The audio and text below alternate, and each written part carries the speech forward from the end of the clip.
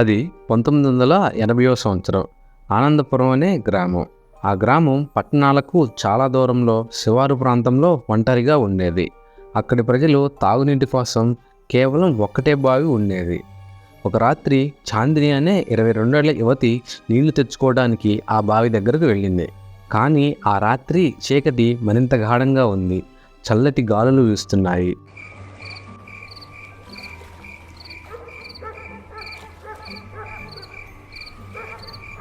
చాందిని బావి దగ్గరకు వెళ్ళి వంగి నీళ్లు తీసుకునే సమయంలో పట్టు తప్పి లోపల పడిపోయింది.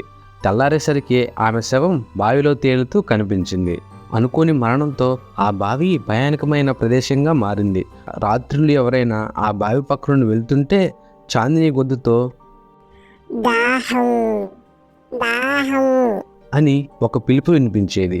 గట్టిగా ఏడుస్తున్నట్లుగా చాందిని